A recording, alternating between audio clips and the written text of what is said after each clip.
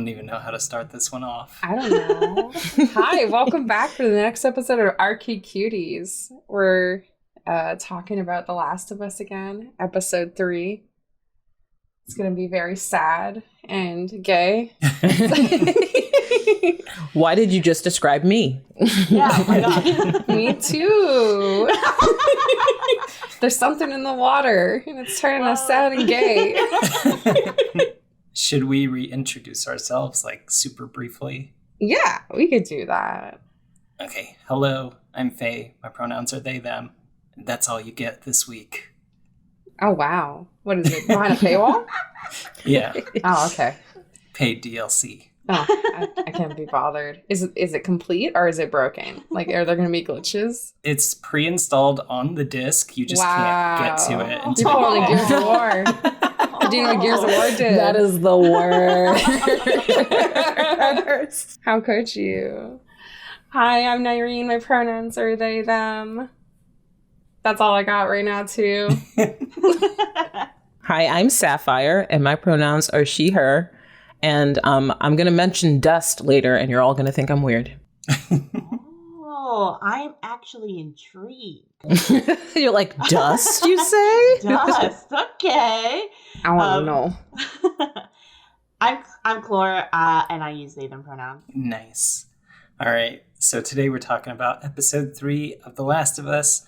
The episode title is Long, Long Time. It was directed by Peter Hoare, who, Sapphire, you might appreciate, previously directed an episode of Doctor Who. Cute. He's directed episodes of Daredevil. He's done a bunch of, like, Marvel stuff. He directed the episode A Good Man Goes to War, which I think is, like... That's so good. Yeah, it's the one about Rory, I think. Yeah. He's just, like, waiting forever. Oh, I see that. Oh, that man is a romantic.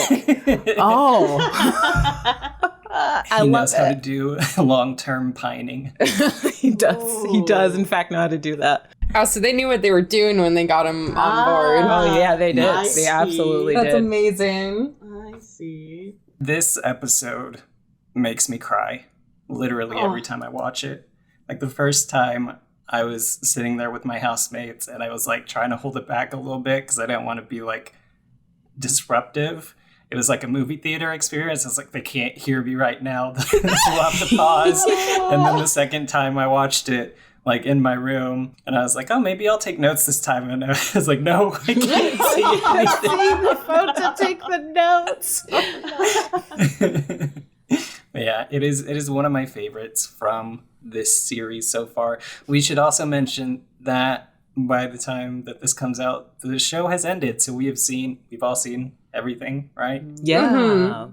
This is not a spoiler-free episode. No. Just so y'all know, if you're listening to this, you got to be prepared to hear major spoilers because we're going to be talking about the show and the game. So that's your warning. Mm-hmm. Where do we even start? I don't know. Well, can we start with talking about Frank in the game and just like establishing the difference here? Yeah. Just like to start out with Yeah. Frank and Bill were together. And then Frank was like, oh my gosh, you're insufferable. And like essentially in the letter, it seemed like he just wanted to prove Bill wrong and he was insufferable and he wanted to leave.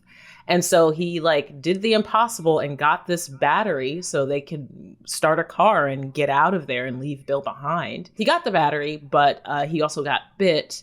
And so we find him, he's hung himself because he got bit in the scuffle to get the battery. And essentially the letter was just like, I have to get away from you. And quite frankly, this is preferable to continuing to live with you, which is like the saddest thing I've ever seen. Yeah. He was like, I fucking hate you. Yeah, he was like, I just wanted to prove you wrong and now I'm dead. But you know what? I prefer that. And I'm like, oh my God, that's how you wanted to end it? No. I think it's like also like the note was like, you're like talking about how Bill like refuses to change, like is like so stuck in like keeping his like town the way that it is. And like that's what drove Frank to leave, like your inability to change or your inability to like let people in. now makes me want to be like, goodbye. Mm-hmm. Right. Oh, here's the letter. Wonderful. Yeah. Well, Bill, I doubt you'll ever find this. I doubt you'll ever find this note. You were too scared to ever make it to this part of town. But if for some reason you did, I want you to know I hated your guts. I grew tired of this shitty town and of your set in your ways attitude. I wanted more from life than this, and you could never get that. And that stupid battery you kept moaning about, I got it. But I guess you were right. Trying to leave this town will kill me. Still better than spending another day with you. Good luck, Frank. Oh my god, that's even sadder reading. Yeah. Like, I hate your stinking guts. Like, is Yeah. this the little rascals? I can't.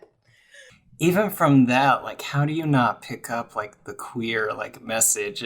Like, I don't know how people missed that the first round. Unless they just like didn't pick up the note or whatever. But yeah, I think that's like what I like. That was like the first note that I written was like after the episode aired. I'm sure like everyone else, all of my social media kind of gets like inundated with The Last of Us related stuff, right? Like TikToks, the Phoebe Bridger fucking fan cameras. I love you all so much. You hurt me so much every time. Thank you so much for using my favorite song, Waiting Room, like that. You know, obviously people will have their analysis and their thoughts and opinions on the show and what it all means. And I think sometimes like what I've been finding is that like this episode, the like queerness of both Frank and Bill, the fact that they are gay is essential to this episode. Like it is a core part of the episode. And a lot of times when I listen to like people will just kind of like reduce it to just another love story. And I'm like, no, you can't do it. You can't do that to them. You have to acknowledge the queerness, because if you don't acknowledge like the fact that they're queer and how important that is for the representation part, I don't think you can do this episode justice properly. You can't like understand the nuance and the depth if you're not talking about the fact that they're queer and that their love story isn't just any other love story. Because I personally don't think the impact would have hit me the same if we're talking about a cishet couple.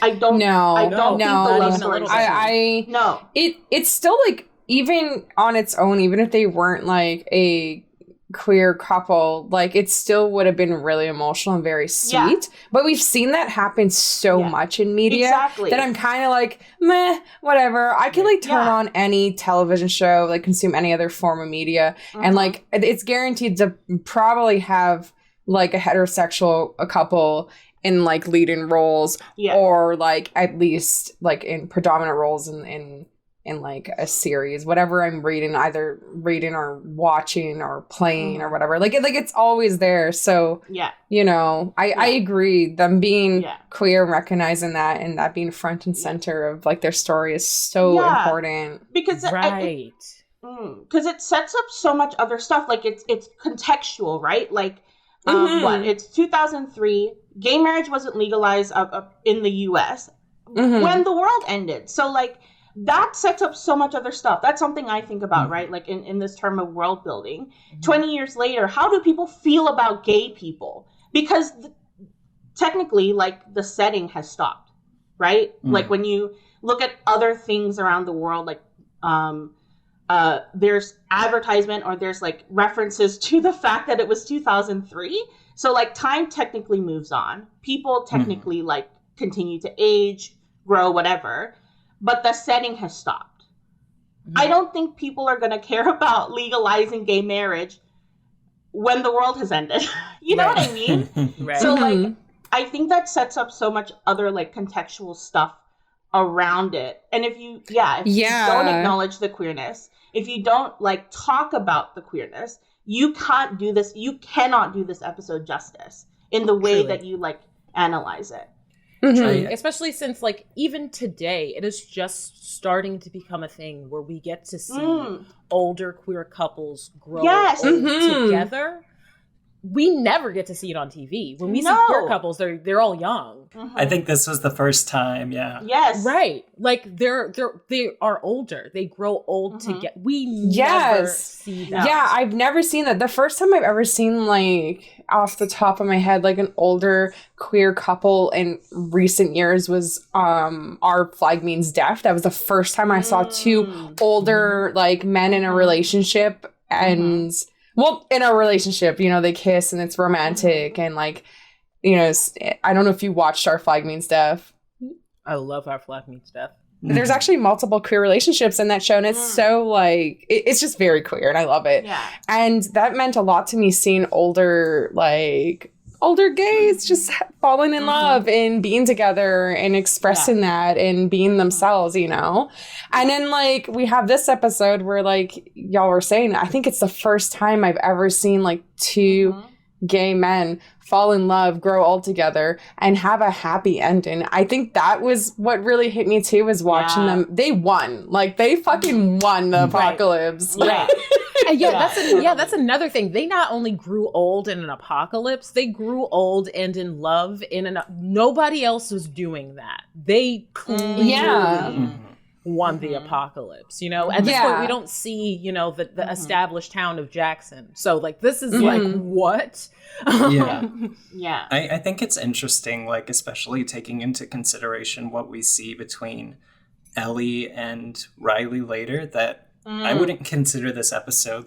I don't think it falls under the bury your gays trope. No. Because, like, they fully win. Like, like, they have a happy ending, and it's beautiful. And Clore, you and I had, like, a little conversation on Twitter before about just how tender and intimate that relationship is too. Oh my god, it's so tender, sweet. They're so in love. Yeah, and I think you know, like I think there's, like, an element of, like, bittersweetness to this episode because of how it ends. But I think, like, because I'm gonna harp on this because I just want everyone, especially the people in the back, you need to hear this. Because it's a queer relationship, the bitterness tastes different in my mouth than if it was a straight relationship. And what I mean by that is that I think because it's queer and because it's, like, it's not something that we see ever, right? And albeit, like, you know, the like, asterisks at the end of the sentence is that it's still a white love story. It's still a white queer, like, it's a queer one, but it's a white one. So, like, you know, there's stuff that gets missed out from that. But, you know, in the state of the world, I'll fucking take it. God damn it. If that's what you're gonna fucking give me, I'll take it. But you know, they always got to do it white first. You know, they always got to do it white first. That's what I was thinking too. But yeah, the bitterness in my mouth isn't necessarily, I guess, like, the bittersweetness comes from, like, holy shit. I think when you're, like, a queer person and you watch that and you're maybe an older queer person, you're kind of like, oh my God. Like, there's, like, you know, you think of your younger queer self. You might think about your older queer self and you're like, will this happen? Question mark. You know what I mean? Especially because, like, currently that population doesn't exist because of the AIDS crisis. Like, there's a whole generation of queer people who are just never had the chance because the US government didn't want to fucking do anything. Yeah. So, like, that's the bitterness in my mouth when I think of, like, the bittersweetness of this episode. It's not necessarily just completely story-based, but it's, like, put in the context of me being a queer person in this world. Does that make sense? Right. Yeah, that makes total sense. Yeah, and cisheads will never understand that. And it's, like, part of why the queerness to this episode is so important. For sure. Like, Neil Druckmann and Craig Mazin talk at lengths, like, in the behind the scenes about how they are both, like, cis straight dudes, and they're like, we just don't want to fuck this up. Like, if there's any story that we don't want to fuck up, it's this one. So they were like, we're going to get queer actors, we're going to get gay directors, like, this is so specific and special that, like, we don't want it to, like, fail or flop.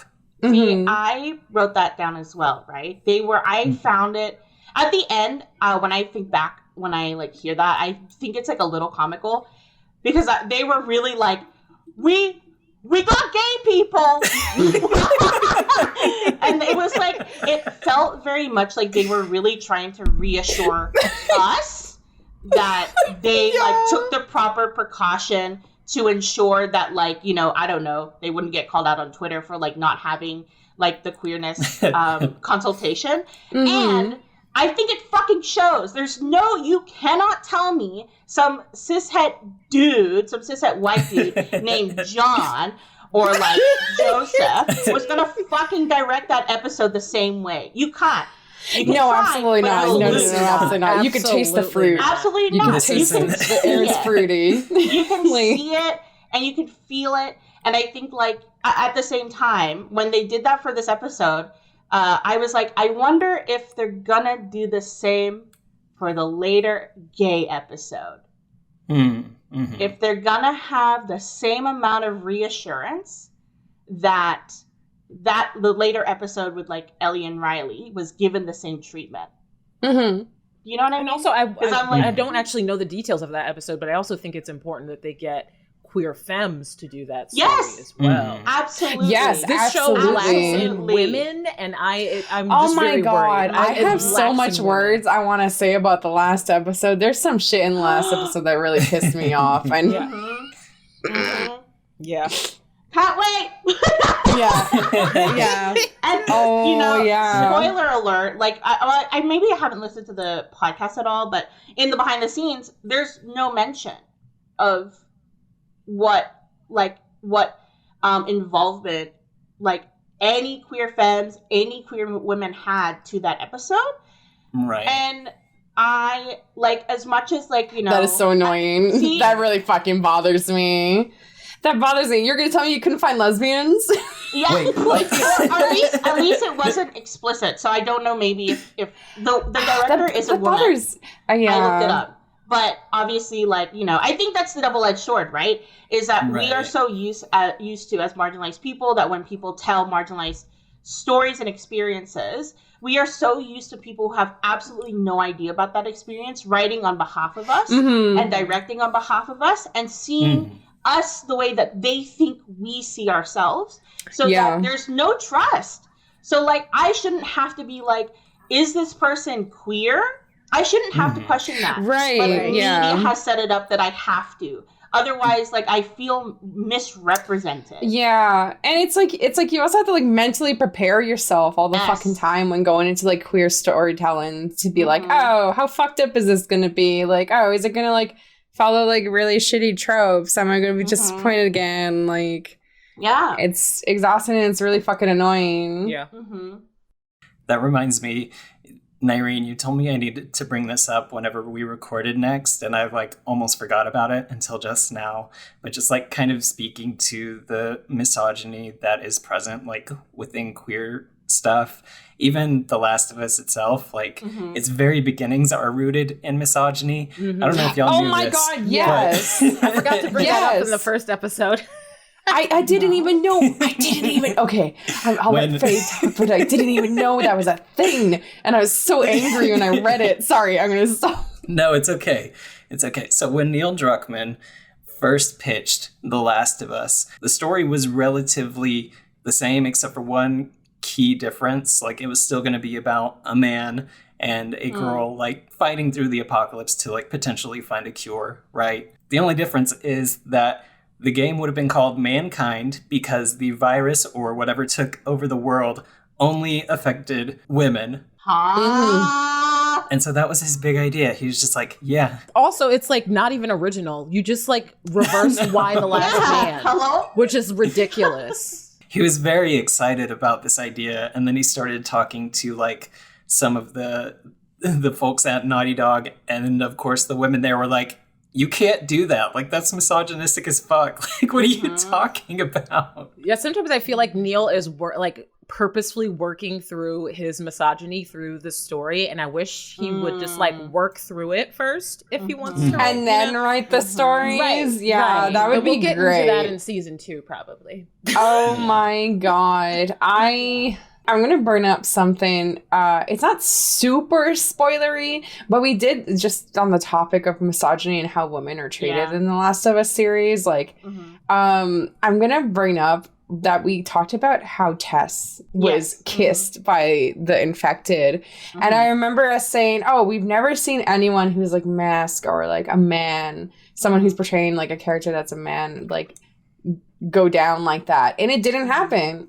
It only happened to Tess and Mrs. Adler, and I'm really fucking angry about that. And it makes me feel so uncomfortable that, like, no one in the writing room was like, hey, this is weird. And, like, he didn't stop to think, like, this is weird. Like, oh, why did you want to do that to Tess? Why, like, Clore, you mentioned it being so violating, and, like, we talked about it, and I don't understand. I don't understand why Tess deserved that. You know when would have been, like, the perfect opportunity for that, too?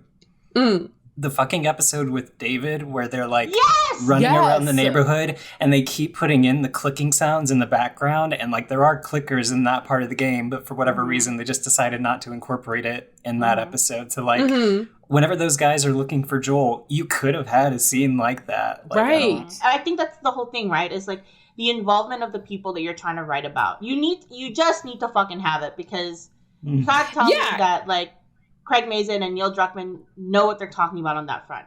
They probably don't. They admit that they don't.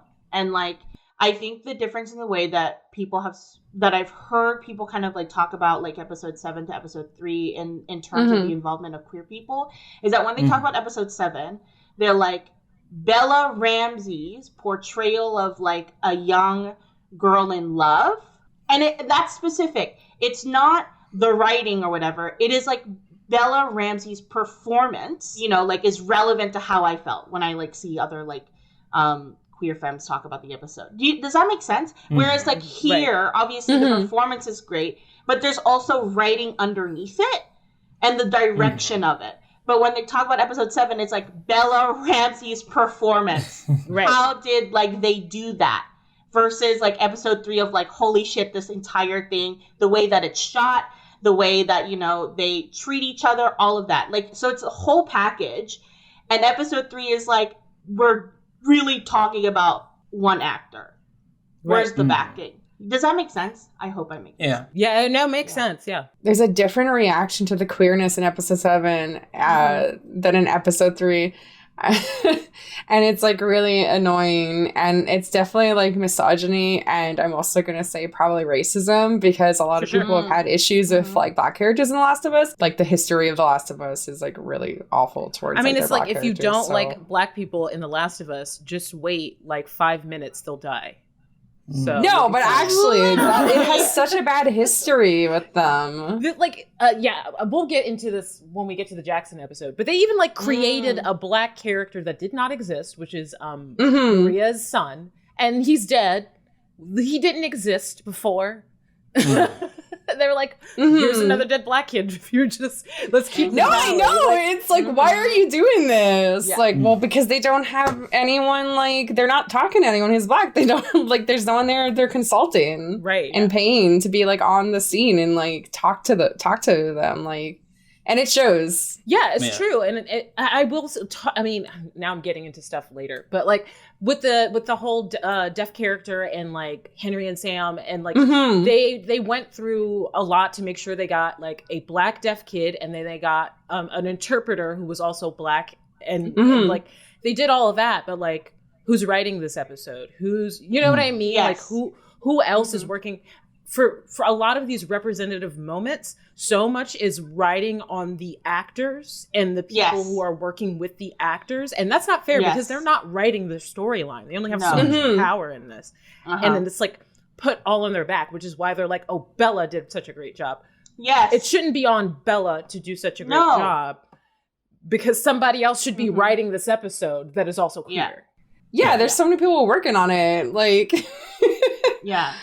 totally. And like, how many Netflix shows have we seen with like, oh my God, a lesbian romance that have been canceled after one season? Oh my God, I'm gonna cry just all thinking of about them. Oh my God, so many. So many, every time. All the fucking time, yeah. I feel like The Last of Us, the only reason why it isn't canceled, it's because they have the money. Like, I don't know if like The Last of Us, if it didn't have the game, if it was coming out as like a show on its own, even though the production quality is amazing, like it still might have been canceled if it came out like on its own and wasn't already well established. Honestly, I think if it didn't have straight white cis men writers and directors and people pushing for that it, too, it would have been gone. It would. I don't even think it would have been made. And we kind of touched on it in the last episode. It's one of those like rare occurrences where viewership just like continues to climb with each episode, which just like straight up does not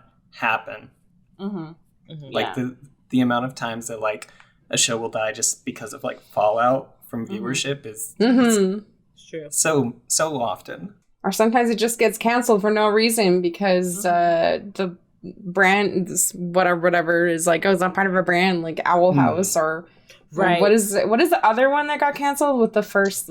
It has a fat trans lead. Oh, Dead End Paranormal Park. Yeah, that one. Yeah. It was so good too. I know I haven't watched it yet. I really want to. Yeah, watch it. It's still worth watching. Yeah, it's still worth watching, but yeah. And I think it's still going in like the comics and stuff. So I've been wanting to buy the like volumes of that one for sure. Oh, I didn't know that. But yeah, that's often what happens when people get shit right and then they cancel it and it's like, okay.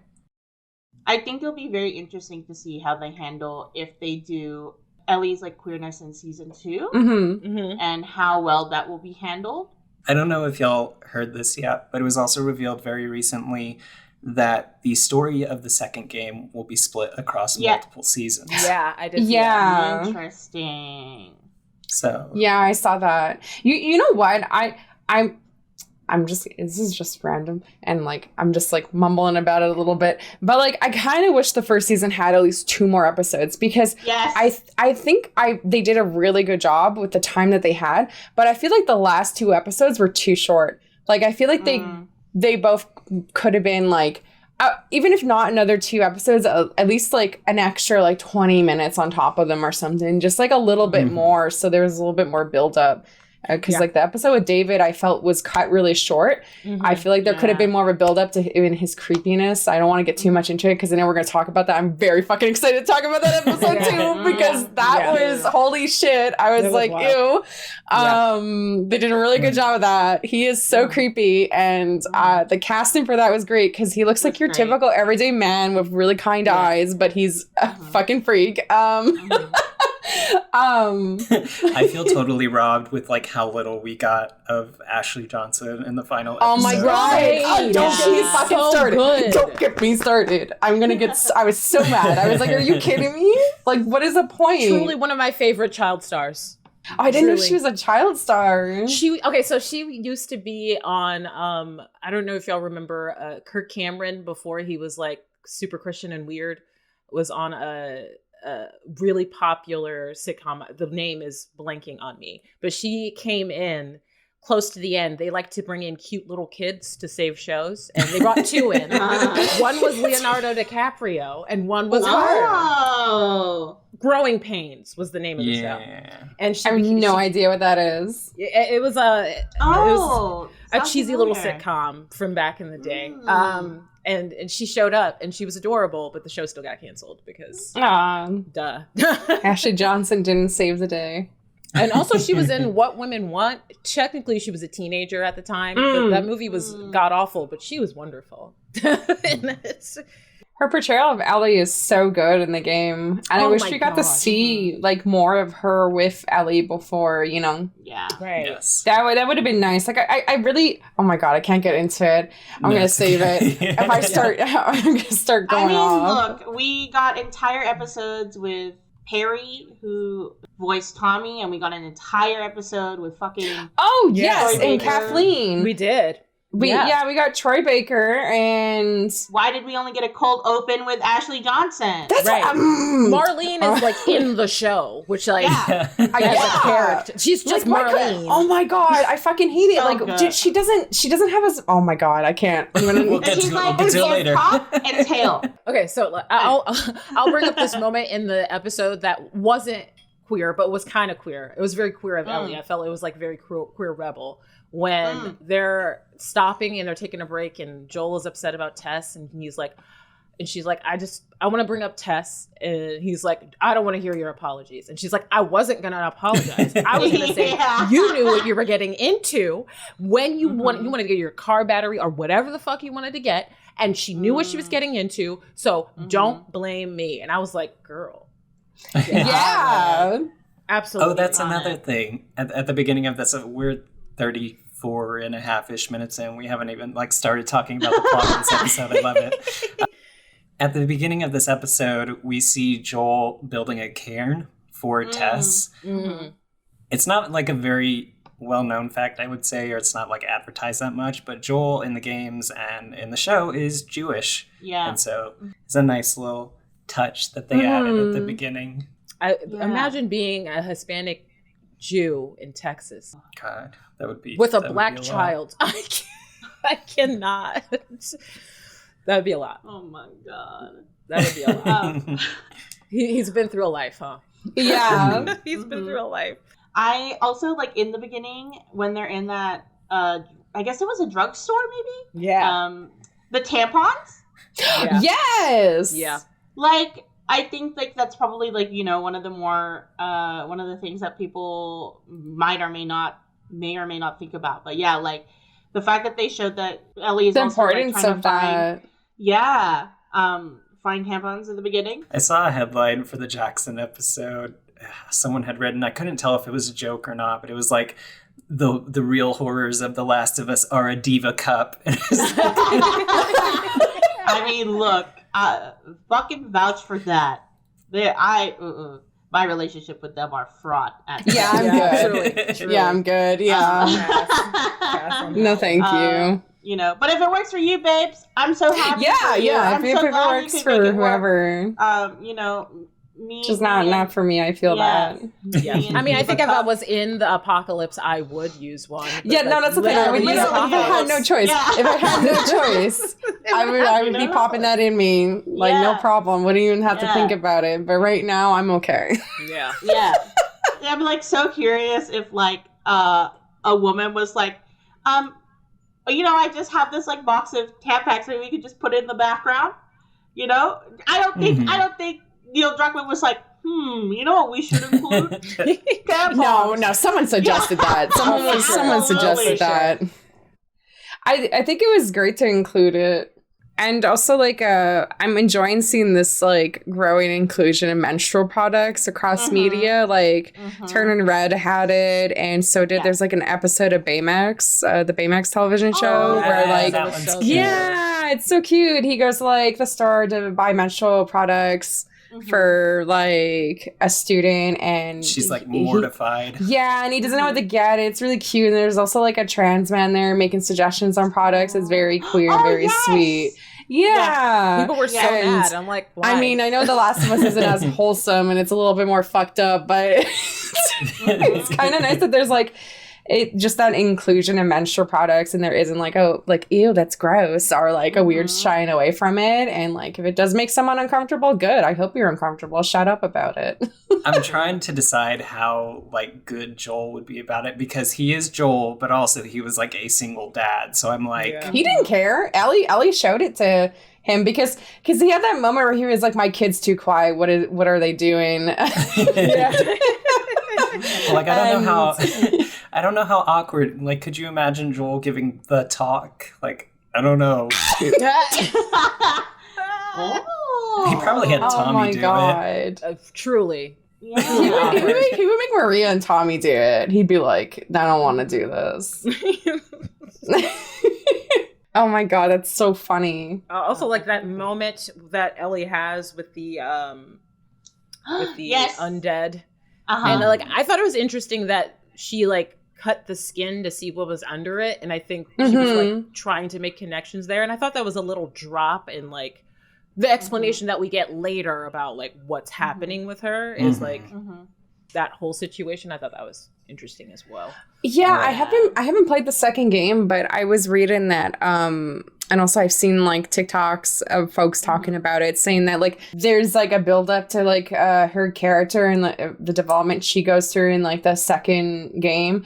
and will be going through in the second season and third season and whatever, that like people can't really deny like came out of nowhere. I don't know anything about what anyone's talking about. I have no fucking context, but like like is that something that they're doing? Because I know like both Faye and Sapphire, you've played both. I actually think I didn't have a problem with Ellie's development at all. I think generally if you finish out the second game, you can see that coming. To me, actually, is something that I was actually really worried about after the first episode, is that I think she's too violent to be Ellie at this point. Like, to me, Ellie is a scared kid and will like posture and will curse at you and like pretend like she's gonna fuck you up, but she probably can't. But she's gonna try if she needs to. But ultimately, she's not a violent person. I think one of the things I think sum up her character in this earlier portion to begin with is when Marlene is talking about Joel, and she's like, "I know what you're capable of," and Ellie is like, "What is he capable of? Who is this person?" To me, she's a scared kid, but she's not violent, and it's not something that's going to be the first thing she would do. Even throughout all of their experiences, Ellie doesn't relish in any of those. That a moment at the end of the first episode where she's watching Joel beat the shit out of that guy, and she's like, that made me uncomfortable. Like, I kind of explained it away with a few things. Maybe she's just like happy somebody's sticking up for her because she has so few of that. But like, to me, that was like a flag to me that like they were going to do something. I think it came together in the end, especially at the end of the season with the episode where she's dealing with the religious cultist people. I don't think she relished in any of that at all either. Yeah. So I do feel more comfortable. I was worried that was going to be some kind of like girl boss badass type situation, and it wasn't that. Yeah. But I was worried that, but I do think for people who did have a problem with it in the games, I do think that they are doing a better balance of it. Okay. I like wrote a note that was like Ellie's relationship with violence, because I do think it's really interesting how like, if like when I listen to the podcast or any of the behind the scenes stuff, they always bring it up. They really drive home the point of like, Ellie's a violent kid, Joel's a violent man, and sometimes I feel like it's a little reductive. Yeah. Does that make sense?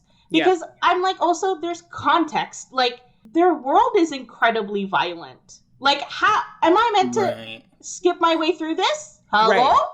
So are y'all saying that, like, when you see the scene where she's down there with that zombie or whatever and she's stabbing it, like, that's an act of violence? Is that what y'all are saying? No, to me that was an act of curiosity. Okay. I was just making sure I was like on the same page. Yeah, because I think that's like the first time she sees one up close that isn't like coming at her about the killer. She could kind of like look at it and examine it, and like I mean, she's also like 14 years old. 14-year-olds do weird fucking shit all the time. Right. Like I feel like a 14-year-old being like, "Oh, what happens if I do this?" and like how do you react? And like checking out like an infected, like that's just her reality, you know. And like, and especially if you're a 14-year-old and you got bit by one of these things and everybody else is like I would want to like cut and see like what's going on. I want to know what's going on.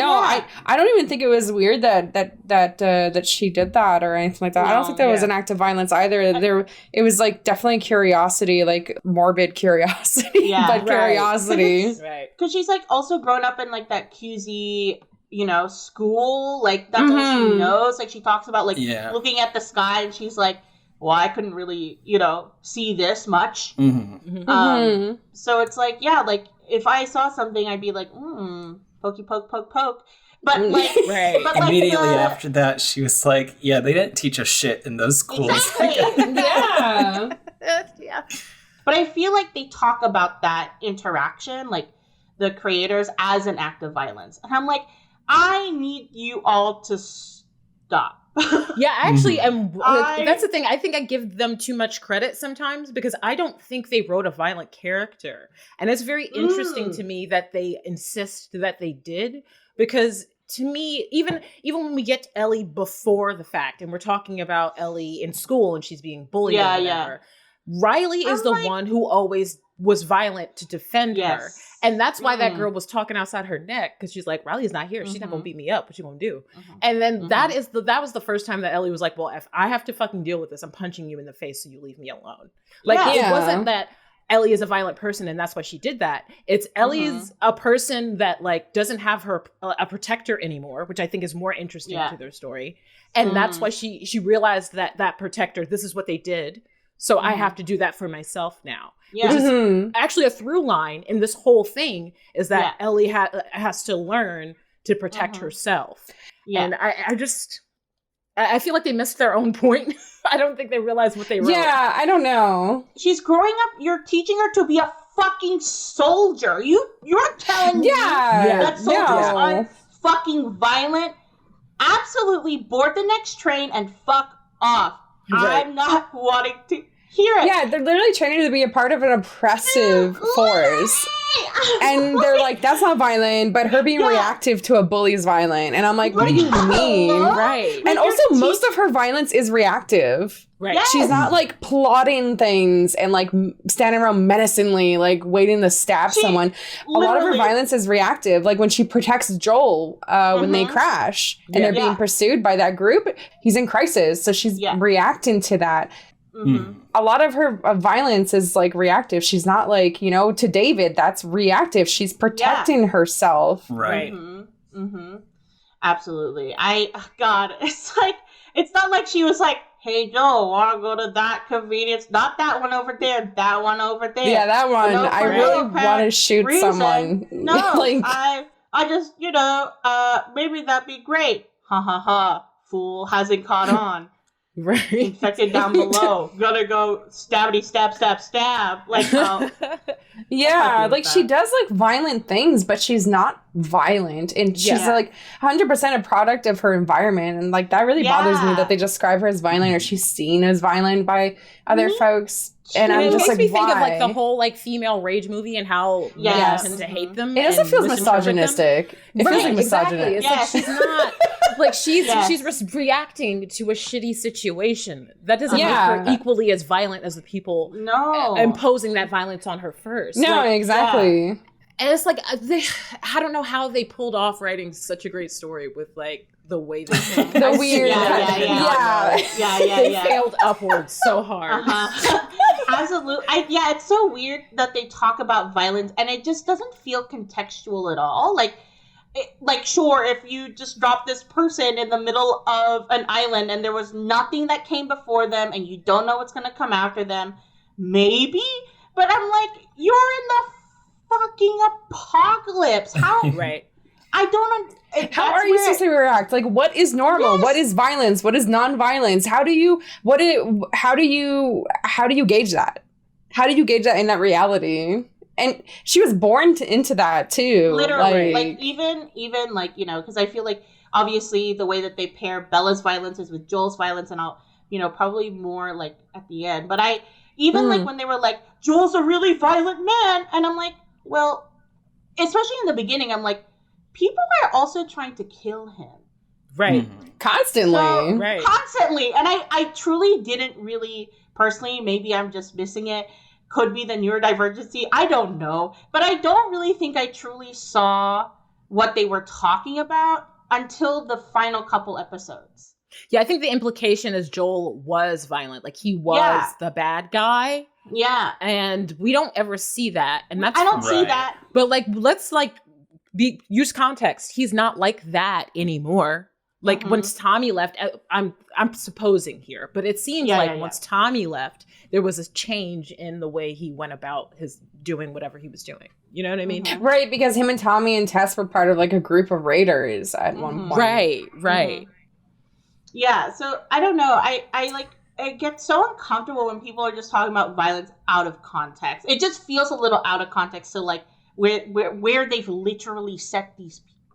Well, that's another thing is when they talk about love in this show, it also makes me uncomfortable because they talk about this is the dark side of love and what love can do. And I'm like, a bunch of men are writing about how if you love somebody, you just like murder.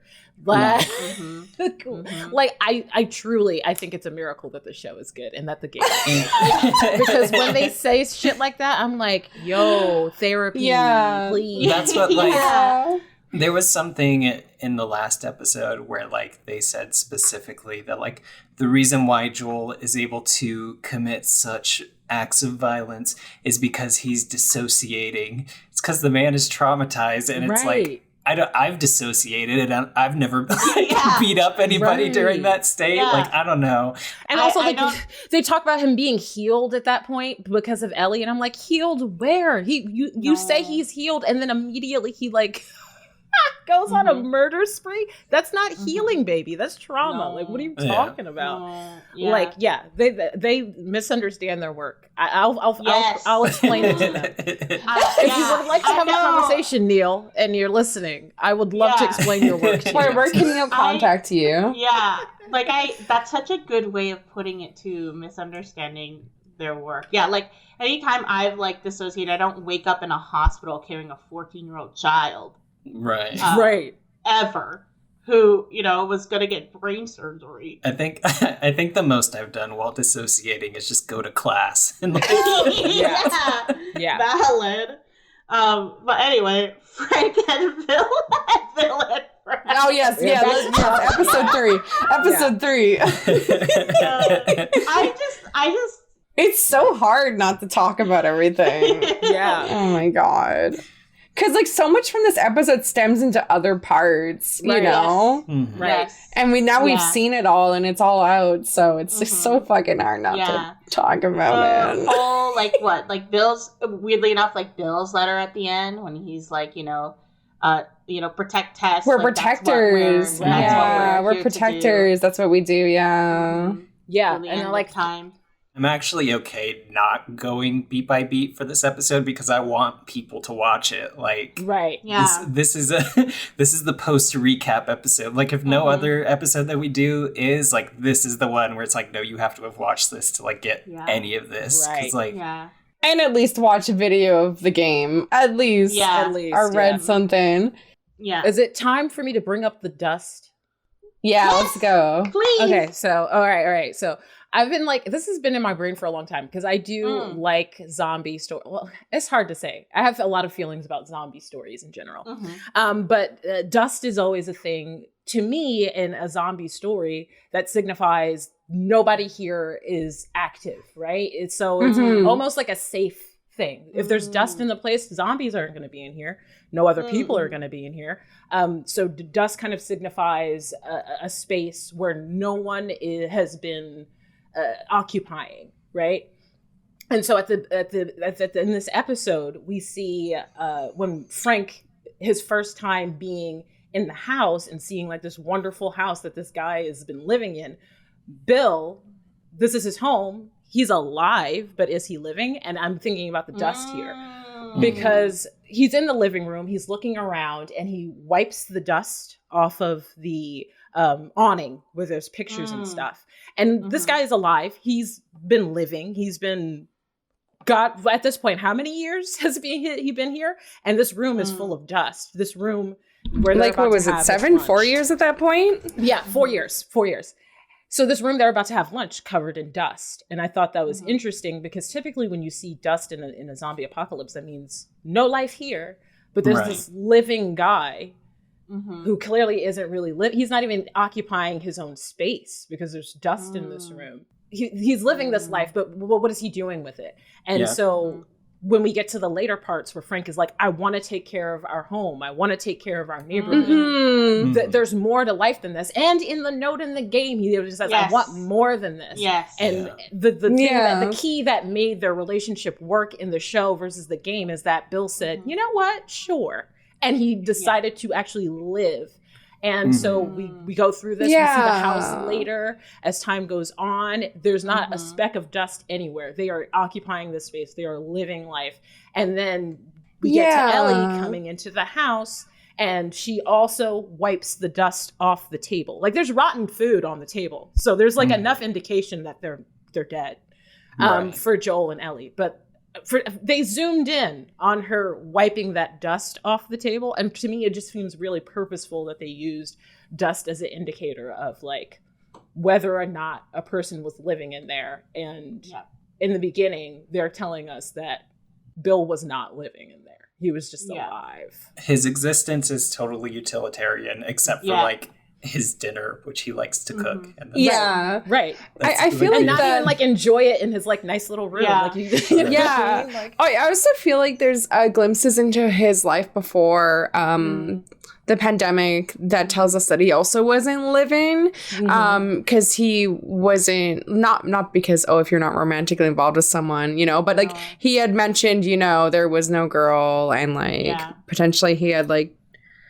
he was just alone and the piano was his mother's and it was all it was like his family home and he kind of just was cooped up in his basement like waiting for like something big to happen and like he didn't seem to have friends. He was like a loner, so like he wasn't even really living even before the the pandemic hit. So like it's really when Frank showed up that he started to actually live life. Right. Is that like you know, is that a little gay?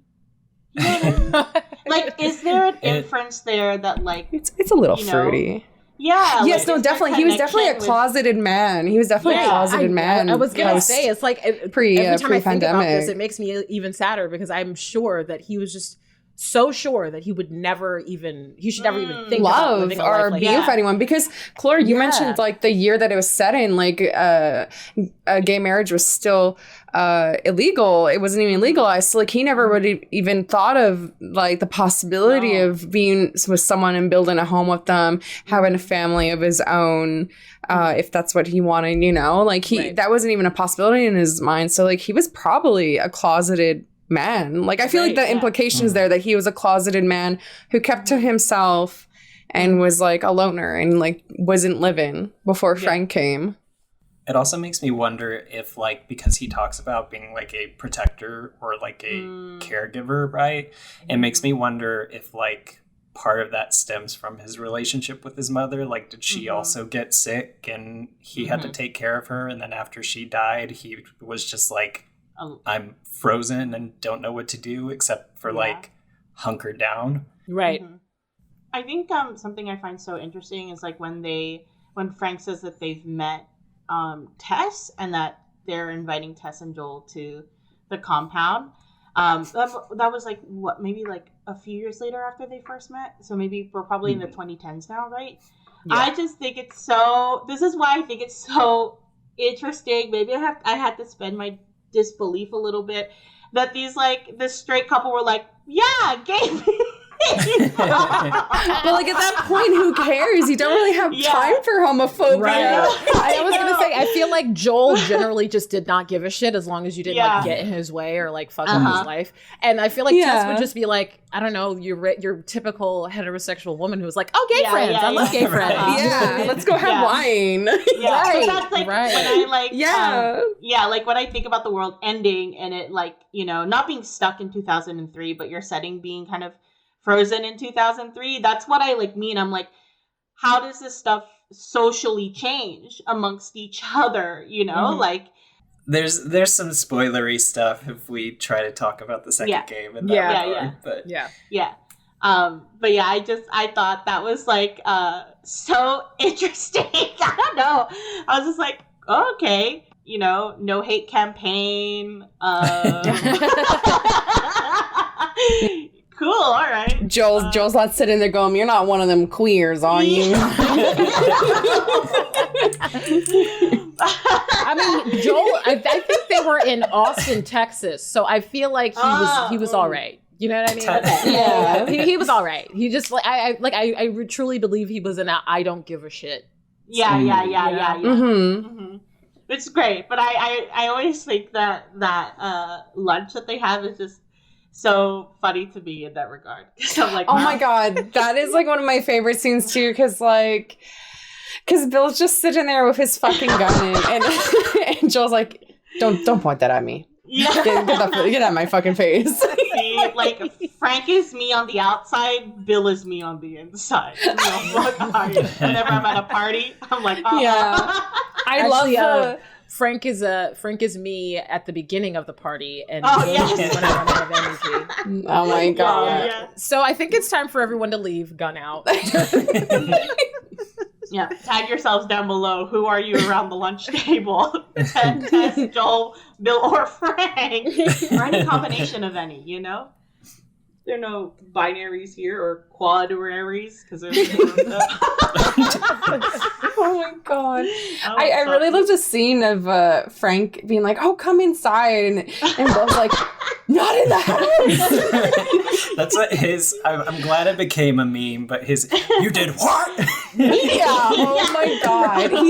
He's so, but it's just showing like all his, in every scenario, it's him always being like really protective of his space, especially now that he has Frank too, right? Because now he has something that he's scared to lose, right? So, you know, having having insiders come in, you know, he's like, what the fuck? You invited someone here? And then he's like, no, not in the house. And I also find it interesting that also is foreshadowing to him not wanting Joel to be in the bedroom. See, this is another reason why I don't think it's bury your gaze. They kept their integrity the whole way. They're like, we're choosing to do this, and also you're not gonna see our fucking dead bodies. Fuck out of here. And like they even like open the window because they're like, we don't want it to smell too bad.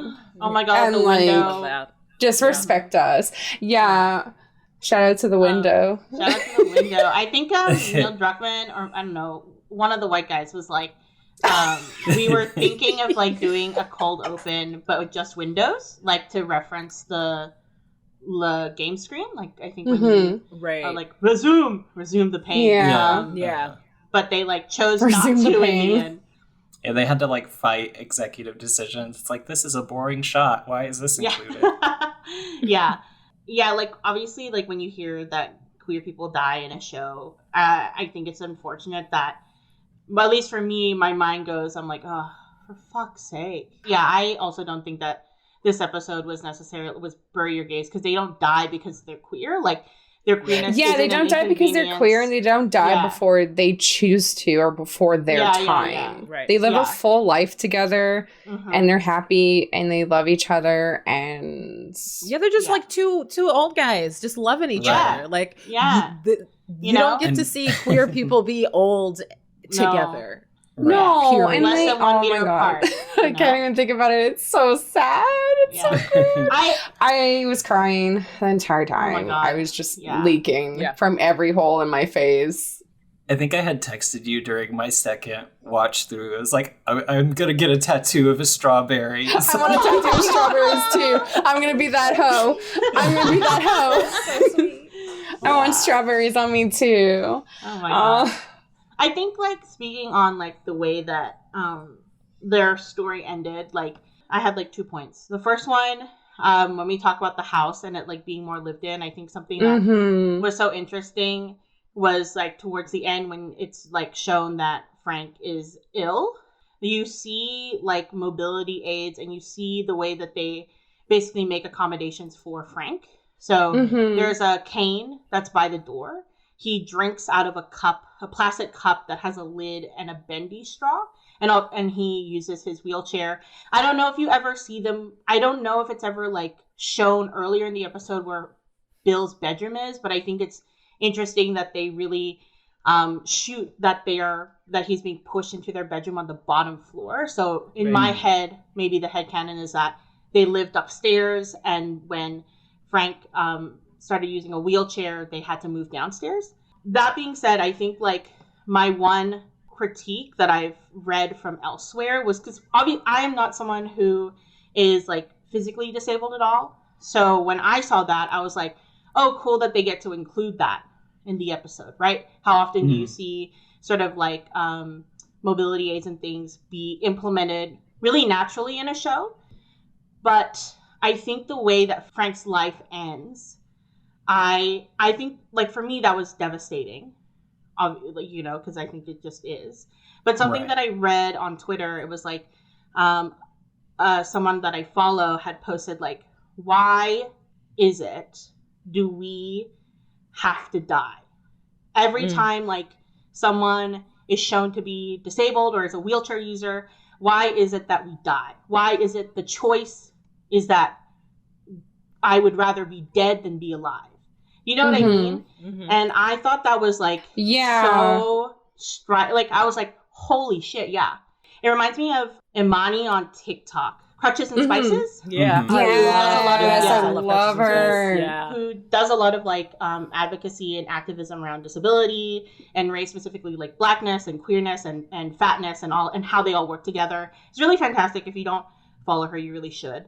But it reminded me of a TikTok that they made that talks about how in a world that is, like, ableist, so often people who are not currently disabled, because I think we're all pre-disability, as we age, et cetera, but, like, in a world that is ableist, people who are not disabled will always see disability as a loss.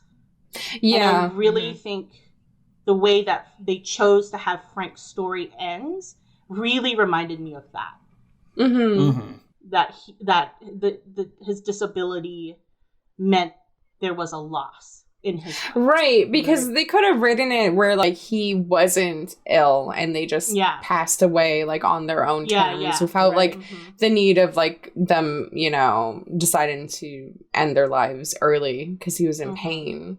They could have just had him be a mobility user but not, like, sick, because I think he had Parkinson's or cancer or something. I can't remember what it was. Like yeah. And, like, they could have just not written that, and they could have just had them die of natural causes, and he just happens to be someone who uses a mobility aid. Right. Yeah. Right. It wouldn't have changed much. It honestly wouldn't have changed much, because they would have just passed away, and they could have still written that Bill left a letter that was for Joel to read if he passed away, because they're getting older, Right. Kathleen, like, even says as much, like, 2 episodes later, where she's like, oh my god, yeah, where she's talking about, like, he had cancer, like, what does it matter if he would have died then versus now? Like, there's literally no difference. Like, it's that same mindset where it's like, just because he had that illness, it's just like his life is forfeit. Yeah, and then he also happens to be disabled as well. Right. Yeah, and I think that was probably my one really big critique of the episode was that ending. Because I think that is such a shame that, we have this beautiful love story that is kind of like, it's dampened by the ableism. Yeah. No, it is. It is. I didn't even think about that actually before you brought that up, so I'm glad you brought that up. And it is like a reoccurring problem in media where, like you said, they treat disability like a cause or a burden and inconvenience, like something that's, like, undesirable, and it's very ableist, and it's tied into eugenics, and it's does not have to be done. It is so unnecessary. Yeah. Because that's the other thing with, like, the behind the scenes is just, like, they couldn't even be bothered to specify what he had, because they were like going back and forth. There's like, oh, I don't know if it's this or it's just neurological. Like, I don't know if it's MS or if it's XYZ. So it's like you wrote it, like, you could have figured that out. Yeah. I think especially, like, since, like, in the game, right, Frank doesn't die that way. Like, Frank obviously dies in a very different way, but, like, you already had a different version of his death. And then you changed it to be this. Right. As a more general question, why was this death the most, impactful to you?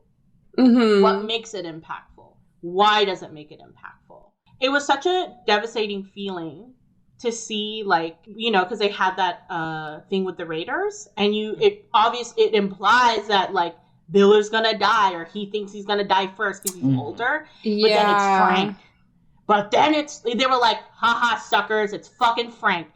Right. And you just kind of know that when like Frank is in the wheelchair, I'm like, oh, for fuck's sake. Right. You already know what's coming because, like, this world is ableist. Mia is ableist. Like, of course they're gonna fucking do something to him. He doesn't deserve it. This shouldn't have happened, but it did. And it sucks that was like the way that their story had to end. I think. Yeah. I think that's part of the bittersweetness as well. And the bitterness really felt bitter in that moment. Right. You know, we can't just have a good, solid queer love story. Right. Yeah. Where someone happens to be disabled as they grow older and they still get it all. Right. Yeah, absolutely. It's that lack of intersectionality. Yes. Mm-hmm. Yeah, well, yeah, that goes back to like the writing room and the production team and like everybody, you know, like they're not consulting folks who are disabled to use mobility aids. They're not like bringing in folks to talk about like they don't have that perspective in the room, or maybe they do have that perspective and they're just choosing not to listen to them. I mean, that honestly, also I just happens. think like the set designers like Googled what they would need to do as far as like true. disability aids, and that's why all that stuff existed there. Yes, but like I don't think they had any input as far as that is concerned. No. I don't think they thought they needed to. It's like so permeated, we don't even think about it. Like it's just second nature. Yeah, but you know that was like my main gripe. I think with Frank and Bill was the way that ended. And you know, like it's so funny because when I think back to I think maybe the behind this or the podcast, like Craig is like, you know, we really tried to get gay people. We really tried. The director's gay. Our couple writers are, and he's specific. So he says gay, middle-aged, married men. I'm like, wow. Oh my God, Craig, did you also make a notes app like post in your phone? Did you have a wow, tick tick tick tick tick. Well done. Next one. Tick tick tick tick tick. She's like, it's also kind of presumptuous because when they're talking about like wanting gay actors specifically, prior to Nick Offerman joining the cast, that role was going to be played by Con O'Neill, who is in Our Flag Means Death. Izzy Hands. It was going to be Izzy Hands. Oh my God. Actually, that would have been great. That would have been And so when good. When I was looking it up, it was like he's played a couple of like queer roles, but I couldn't find anything where he had like publicly said like, oh, I am a gay man. So like, are you outing Con O'Neill by saying that? Like, because that doesn't seem cool. Yeah, because like, is it also outing Nick Offerman? Because I don't think Nick Offerman's openly queer. Well, he did say, he was like, oh, we ended up getting Nick Offerman, but he's at least a married middle-aged gay man, like a married middle-aged man. And I was like, and he's a comedian, so he'll make you cry. And I was like, Craig, babe, this is why you have to delete the notes app post. Yeah. You gotta get rid of the checklist now, because now you've made it fucking weird. Yeah, truly. But I will say that, like, being married to Megan Mullally, I feel like you have to be at least a little gay. You know what I mean? Like, if like Nick Offerman was like, oh yeah, I'm bisexual, I'm pansexual, I'd be like, duh. Yeah. Because this is not his first queer role. He played, what was his name? Captain, oh my God, Brooklyn Nine-Nine. The captain had a boyfriend, and it was Nick Offerman. Oh my God. Oh my God. Captain Holt? Wait. Was dating Nick Offerman? Captain, Wait, I don't even remember that. It was the episode I must have stopped about... watching before that. Nick Offerman, if you're gay, just let me know. I won't tell God, anyone. I know. We would love Be our that secret. Yeah, it would be so great. But yeah, he plays the like disgruntled ex-boyfriend who had a precious duck that Captain Holt said he didn't get rid of. I don't know why I forgot about that. Threw it off the bridge. Oh, I did not watch that season. That's why I don't know.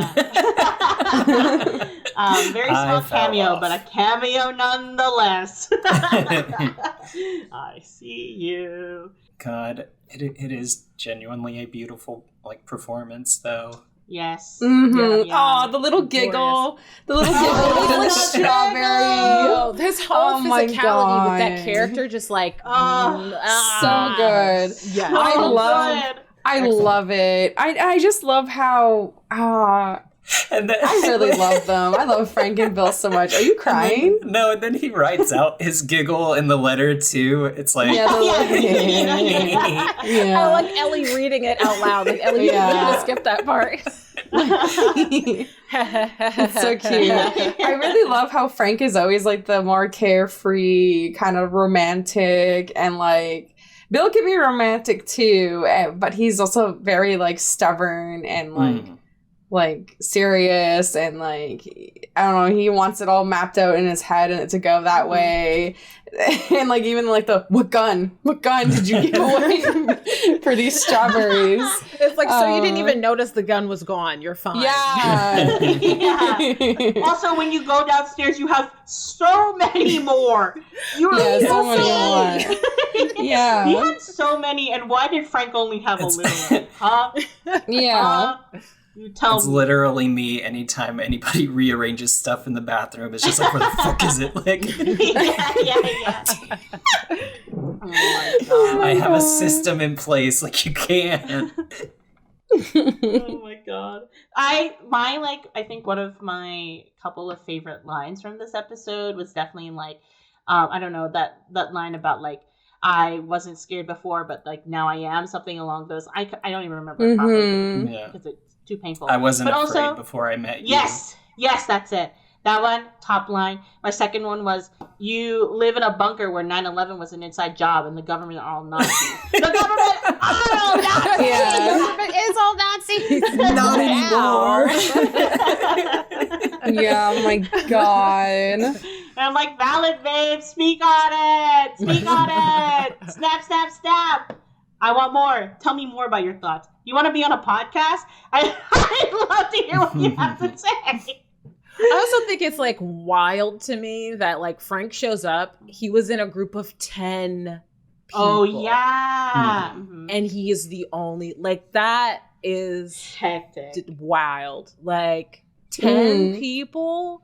Yeah. Sheesh. Not only is he a survivor, but his gaydar is really good because that man sniffed out that fruit. He's like, oh yeah, I know. He was like, something's fruity in here. Do you think Frank got lost, or like the rest of his group abandoned him? Oh, Because he doesn't seem like, even when the raiders come in, like he shoots at them, but like, you know, he doesn't aim to kill. I think it's more. I don't want to think about that. That's so sad. Oh my god, that's the Why saddest did you thing. say Yeah. that? I just assumed they all died and somehow What he if they survived. kicked him out because they were homophobic? Now you're making me think of sad things. I'm like, you know what? Fuck you, 9. Fuck all you 9. There's a lot of themes of homophobia and like being closeted and like I mean maybe he got kicked out of the group, or maybe he realized they were hostile and he had to leave, or I don't know. Because he showed up with like nothing. Faye, right? why are you like literally this? just him. It was just him and his dirty Like clothes. no gun, no backpack. He had to eat him for like what did he say? He didn't eat for like 2 6 days. 2 days. Yeah. Okay. He's like not even bandaged up in any way. He's just there. Yeah, he literally stumbles into a hole. I don't know how he can break anything. That hole looked deep. Man said Right? He's used to being in them, I guess. Hey, yo. I'm sorry. Climb on out, Frank. Climb on out. That's not the. Oh my god. He's like, well done, Craig I'm Mason. sorry. I was gonna make a joke, but it's like he starts out the episode in Bill's hole. It was foreshadowing. Oh my god. See, straight people could never write that. Do you hear? It's so funny. It's so funny. You all will try, but you will fail. I just foreshadowing. You know. Also, like, it was so tender and sweet when they were in the bed, and he was like, "Oh, have you ever?" And he's like, "Oh, girls, but never." And he's like, "Oh, don't worry about it. I'm going to take care of you, baby girl." That's basically what Frank was doing. Like, oh yeah, he was like also Bill negotiating. He's like, "Listen, I'm not leaving. Okay, if I'm gonna." He's like, "Oh yeah." He's like, "I'm not a whore." He's like, "I'm not a whore." Right. He's like, "If I'm going to be a whore, I'm going to stay for a few nights." Okay. Oh my and it's like, I don't even know if I would even say whores exist anymore in the apocalypse. You just gotta, you gotta slut yourself out. You know why? You might die. Like, you might die at any moment. Oh my god, it's so true. Yes, I mean, like, get it if you wanna, like. Right. Yeah. I scream laughed when he said that, because that's some shit I would say. Look, I'm not a whore, but for like one dinner, but for a few dinners. Yeah. We can talk about the number later. Okay. Yeah. It's definitely gonna be more than one. But I think also great line, older means we're still here. Mhm. And truly, like, obviously that has its own implications in the apocalypse, but I think that line is also really impactful because they're queer. Yes, Yeah. absolutely.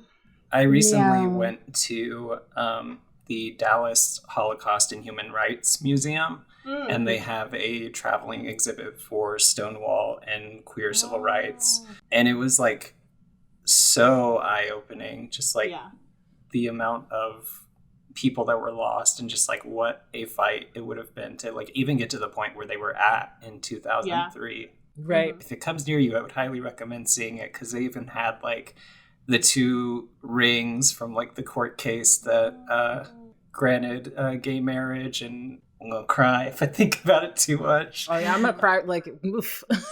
That's so much. Yeah. Here's a question. Why do you think they waited so long to get married? I wonder if that ties into Bill's, like, maybe he has a little bit of internalized homophobia and fear of loss.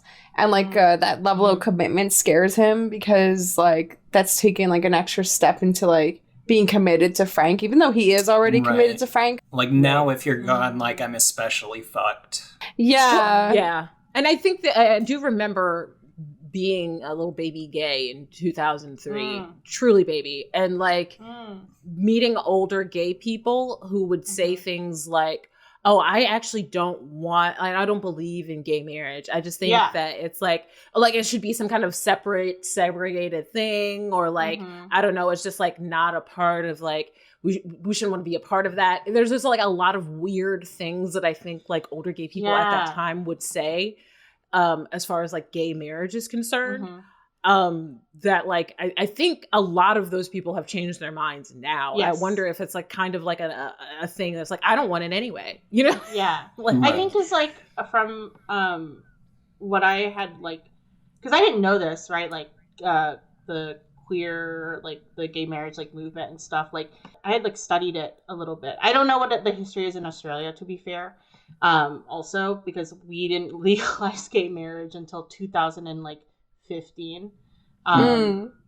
But like I think it was like back in the day, gay people didn't want to necessarily get married, but it was because I think it was because of the AIDS crisis, where they weren't allowed to visit people because they weren't family.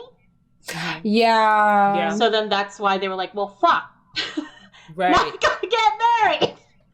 God damn it! Yeah, and that's the thing about America, is that our whole like fucking system is so fucked that like being married is really important for like a lot of things, like healthcare and like where your stuff goes when you die, and like it's so reliant on that. Yeah, like in Canada, if you're not married, like, and anything happens to your partner here too, like they won't let you in if you're not next of kin. Yeah, right. I don't know if it wouldn't surprise me if it was really similar here. It's so wild, because if you spent your life with someone and this person is literally like your life partner, and like other people can vouch for that and are like, this is their life partner, and like you can't see your part. I don't know. That's like such a level of like lack of compassion and empathy, and like because it's like Frank who suggests they get married, right? Right. From memory. It wasn't even like Bill who was like, we should get married. It's like Frank's like, this is what I want to do. On my last days, I want us to get married. It probably would have taken him a long time to even like get to that point to recognize why that would be important. Like since we see the scene where he's like, I don't understand why you need paint and XYZ, like what is a ring, you know? Yeah, it's true. It's like, what does it matter? Like, and also it's like a government thing. That's another thing. Bill is like so anti-government. Like, even if it doesn't even exist anymore, just the idea that like, oh, we're going to declare ourselves something, and this is a governmental process. I know the government doesn't exist, but still, this is wild. You know what I mean? Like, but I think at that point, he can see like how important it is to Frank, and probably realizes like no, I want this too. I will say about this episode, this is a little bit of a deviation, but the makeup, the aging makeup, and the de-aging makeup of Tess and Joel, Right. So fucking good. amazing. So good. So good. Incredible. Anyone who's like, I don't know what they're gonna do with Ellie in season 2. Oh my god, whatever. They're so annoying. It's so weird because Ellie in the game is just she's just a little guy. Okay, she's just a little guy. Just a little guy. Even at like in her 20s, she looks 14, and when she was 14, she looked like 9. That's just like how she looks. Yeah, and also like remember like when we watch teenagers on screen, we're watching fucking 23-year-olds. So like don't think you know. Yeah, they usually cast like 25, like 30-year-olds to like play them. Like they're not actually like. Do you really think KJ Appa looks like a fucking 18-year-old? Like, get out of my line of sight. I don't want to look at you. Don't talk to me. Don't look at me. You've lost the right. Did you not see that they made clickers with makeup? You don't think that I know, but apparently Agent Up Ellie is like, oh.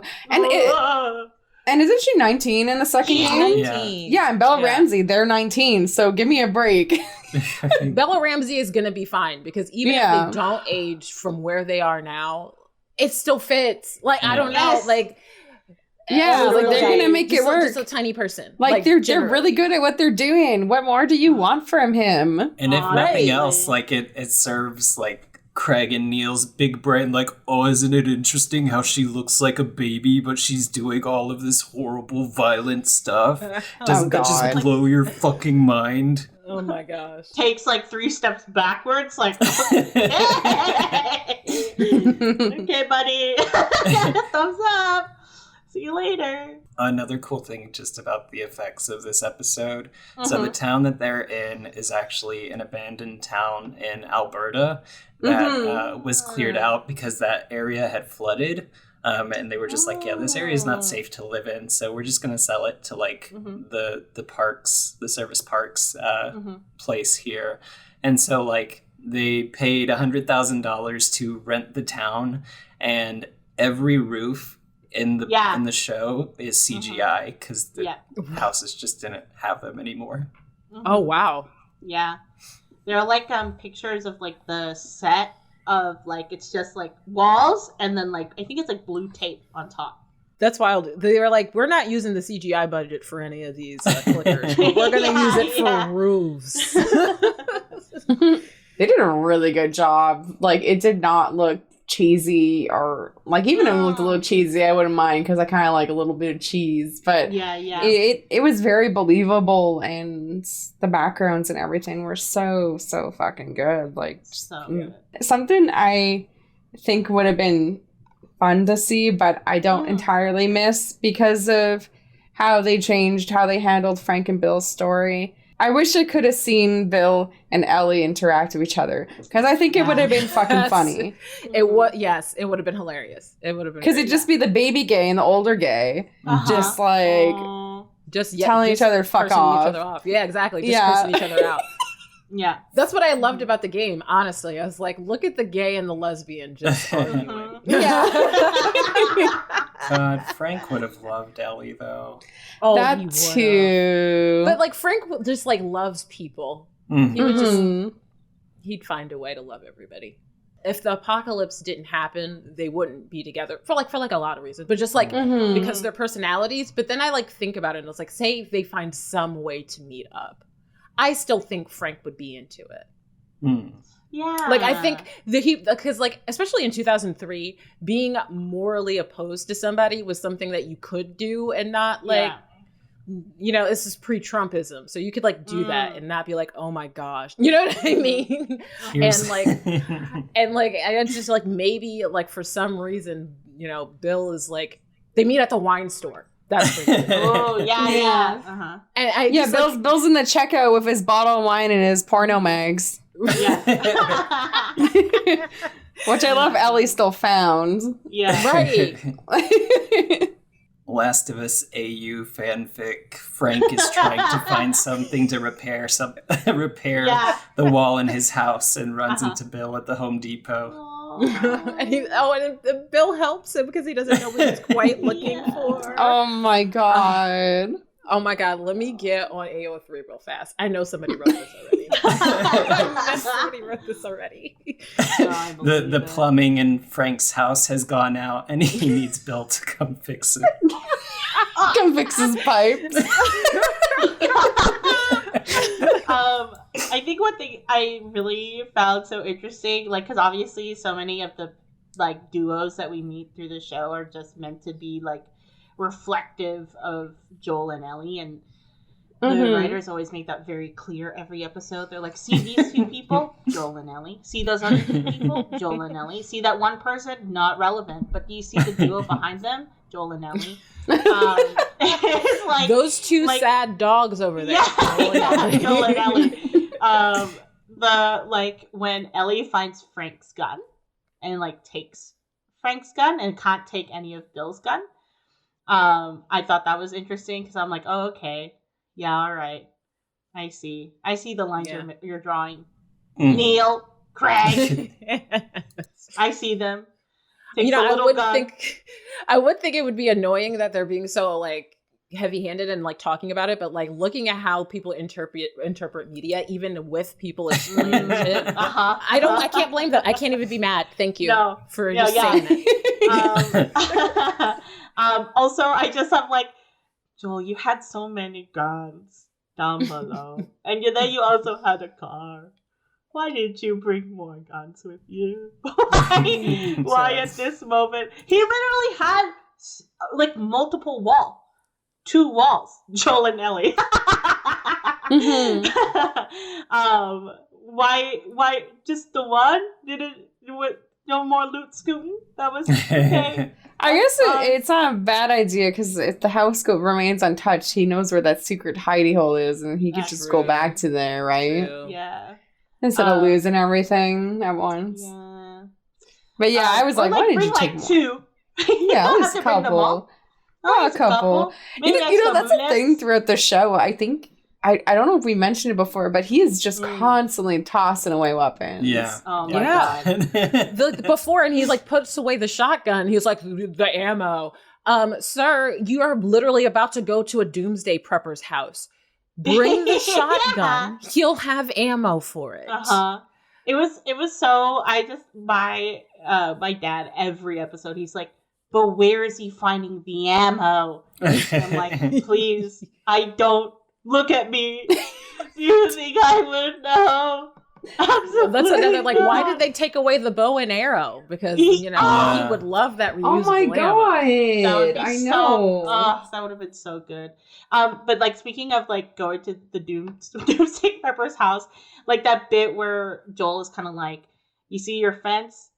It's not gonna last. You got more out there than just infected. You also got to think about the raiders. Do you want barbed wire? I got some. We can make a tradey trade. And when he, like, arrives at the house, he like stacks all the cars as like an extra precaution to all of that. I thought that was not cute. What am I talking about? Good detail. You would have worked. Like, yeah, Joel's just by the fence going, tee hee, I'm so I'm a person that regularly describes things that are not cute as cute. Like, oh, that was it's good. Oh, it's cute. Yeah, it's cute. Had to like dig through as the TikTok girlies would say, it's just Joel being baby girl. I love your junkyard babe. He is. Yeah, he is a little spoon. He is a little spoon. He is. Tess was his jetpack. Oh yeah. Speaking of like how it sets everything up, like everything stems from this episode. Really? Here it is. I found part of that letter. I used to hate the world and I was happy when everyone died. Valid, babe. But I was wrong and there was one person worth saving. That's what I did. I saved him. Then I protected him. That's why men like you and me are here. We have a job to do. And God help any motherfuckers who stand in our way. And I'm like, yeah. Gorgeous. True. Mm-hmm. And they really carried that all the way through. Oh, yeah. Yeah. Especially in the last episode. Oh, yeah. Yeah. Yeah. Here's another thing. And I've had a discussion about this before. Okay, so I know they were like trading with, being in the QZ or whatever, but like at a certain point, wouldn't you be like, hey, there's like 1,000,000 houses over here. Do y'all want to just live here? Like, I know, like, Bill would probably need a little coaxing to have some neighbors, but like, yeah, but I wonder if maybe Joel and Tess were so used to that like way of living at that point that it was almost like trying, like they just couldn't do it But anymore. even if Joel is like still looking for Tommy, like we've already established that they have a radio. Like He was looking for Tommy, and Tess had a lot of connections. They both had a lot of connections in the QZ, so maybe like it was like better for them. And they already knew the environment. They already knew what to expect. They knew what their day to day was going to be like. They didn't have to sit around and wait to see, oh no, is someone going to raid us? Like, yeah. I mean, they could get raided by fireflies in the QZ, but it's like predictable chaos and uncertainty. But not. I don't know how that makes sense. So I wonder if that's why, maybe. I would still be like, yeah, even if it's only for a year, like I'll take a house. Right, like a nice vacation Yeah. spot. You know what I mean? Like, Yeah. let me fix this. I mean, I'll do all the work. I'm gonna fix this house up over here, and I'll be here, every summer. Yeah. The likelihood of me owning a house goes drastically up if there is an apocalypse. That's all I'm saying. Oh my god. Suddenly there is a chance. I'm not gonna lie. I was looking at all those houses, and I was like, look at that free real estate. I know. I would Yeah. have like 3 houses. I'd be like, hey, homegirl, you need a home? Have it. Oh my No, god. I don't need any. I don't need anything. Have it.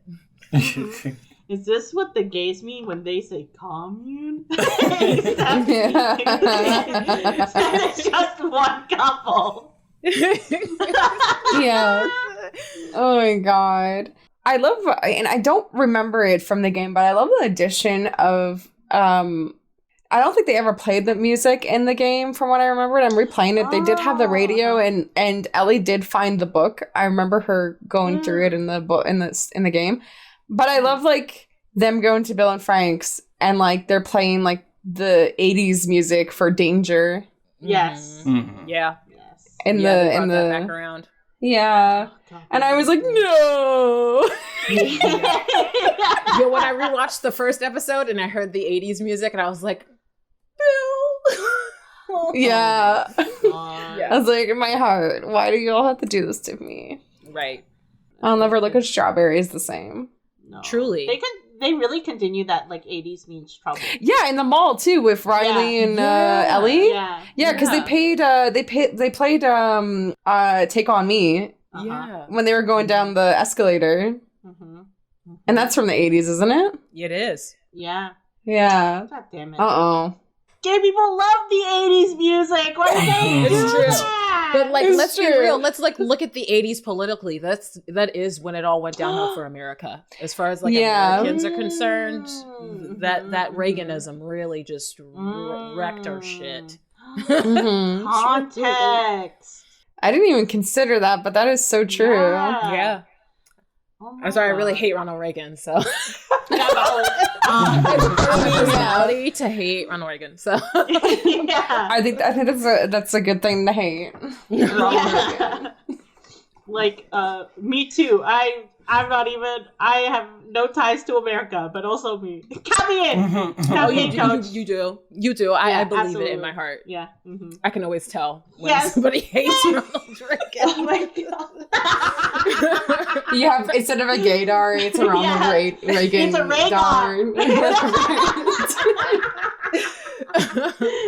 Both as important as each other. I wonder, I wonder if they correlate. Being gay and hating Ronald Reagan. Oh Yeah. for sure, Uh-huh. for sure. Honestly, speaking of gaydar, yeah, that scene where like Frank like clocks Bill. He's I'm like, like, I know. He's like, I know there wasn't that girl. And I'm like, I'm like, yeah, Like- like in 2003, like, I'm sure because it's 2007 when they meet. I think so. Yeah. Yeah. Yeah, like I think I was watching a TikTok that was like talking about like, queer people, quote unquote, back in the day, like how you find each other and like how do you like, almost signal to each other that you're like, I see you and you see me. Right. And both of us, like, we are one. We are more similar than you think. In regards to that scene. Was the song that Frank and Bill played on the piano like a queer like anthem? Was that like a song that was? Yeah. Because I'm wondering if that song was significant for gay men or queer people in general. I think all I know is every time I hear it now, I cry. Yeah. I think, they like talk about why they chose that song, and I think it was because of that like sweet longing, like what was it like, unrequited love? Yeah, it was. Yeah. They were having a lot of trouble finding a song for them, and they talk about like having a musical composer friend who has like an encyclopedic knowledge of music, and so they reached out and were like, hey, we're looking for something that's like very bittersweet but not like too overplayed for these two characters, and then right away they recommended that song. Why didn't they just ask somebody gay? I have no clue. I don't know. Is your encyclopedic friend also gay? You couldn't talk to your gay married middle-aged director, or your gay married maybe they didn't want it to be too obvious. They can't just like start like playing Elton John or something. Yeah, Elton John or fucking Celine Dion. The gays love Celine Dion. Oh my god. Or Cher. They're like, here's I Want to Break Free by Queen. Frank's looking at him being like, I think you're gay. Oh my god. I feel like part of Frank clocking Bill is the song, though. I think he was like, that's what I was thinking too. So that's why I was curious because sorry, I just remembered this part and I got excited because I remember Frank is going through the music and he's like, what are these? And like Bill's like, oh, those are my mother's, and then he's like, this isn't you, and then he finds that song and he's like, oh, this is you, and that's why I was like, oh, you are clocking him. You are. Maybe it's like the way that the way that Bill looked at him or something, like the way that he was interacting with him signified it to him. You know what I mean? Yeah. Because I have a feeling, especially with, the age of these two men, Frank would definitely have more experience having like this like clocking each other situation. You know what I mean? This episode I feel like is really it's a shame that it is this way in like 2023. I think it serves a lot of importance in queer representation. Even though there are like bits about it that definitely could be better, or like it does lack that intersectionality as a whole. But I think like part of the bitterness and part of the sweetness for me was like knowing that sort of like queer love like can exist, especially like if you don't have community, if you are isolated in whatever way, like even now, right? Like we're still in a panini. It can be like, homophobia didn't just fucking go away because we got gay marriage. I think it just serves as kind of like, this can happen to you. It happened to these people in the fucking apocalypse. And this can happen to you too. And like, if that is something that you want. And I think that's like, again, like why the queerness of it is so pivotal to the love story, because it's not just a love story. It's gay people, like even now, even white gays don't even get that much. God damn it. Yeah, that line of like older means we're still here, I think for me will always kind of like, I will feel it in the back of my throat every single time, like I will feel the ball of that. Yeah. In my throat every time. It hits really hard because it's so often that like we lose queer people, like either they take their own lives or they're murdered, or like the AIDS epidemic, like the number of friends I have that have said like, oh, I didn't think I would make it to 18. So like, literally, what the fuck do I do? No, now?